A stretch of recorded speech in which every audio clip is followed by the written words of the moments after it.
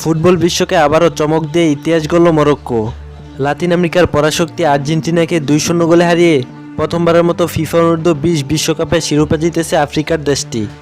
Santiago স্তাদিও national স্টেডিয়ামে সোমবার ভোরে অনুষ্ঠিত মেগা ফাইনালের নায়ক ইয়াসির জাবিরি, যার জোড়া গোলে আর্জেন্টাইনদের শিরোপা স্বপ্ন ভেঙে চুরমার করে দেয়। ম্যাচের শুরু থেকেই কৌশলগতভাবে দুর্দান্ত ফুটবল খেলে মরক্কো। মাত্র 12 মিনিটে দলকে এগিয়ে দেন উইঙ্গার জাবিরি। এরপর 29 মিনিটে আবারও তার গোলে ব্যবধান দ্বিগুণ করে মরক্কো।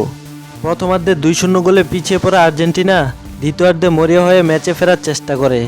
বল দখলে এগিয়ে থাকা এবং বেশ কয়েকটি আক্রমণ করা সত্ত্বেও মরক্কোর জমাট রক্ষণ ভাঙতে পারেননি। পুরো টুর্নামেন্টে এই প্রথম কোনো ম্যাচে পিছিয়ে পড়া আর্জেন্টিনা আর ঘুরে দাঁড়াতে পারেনি। এই জয় কেবল মরক্কোর প্রথম যুবা বিশ্বকাপ শিরোপাই নয়, এটি তাদের সোনালী প্রজন্মের হাত ধরে লেখা এক নতুন ইতিহাস। 2009 সালে গানার পর প্রথম আফ্রিকান দেশ হিসেবে তারা এই গৌরব অর্জন করল।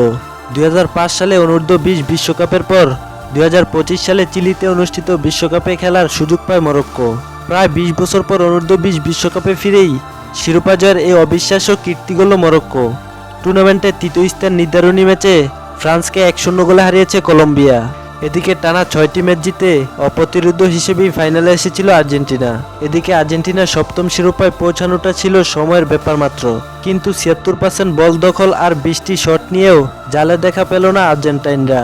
এতে ফেভারিট হয়েও শূন্য হাতে মাঠ ছাড়তে হয় আর্জেন্টাইনদের।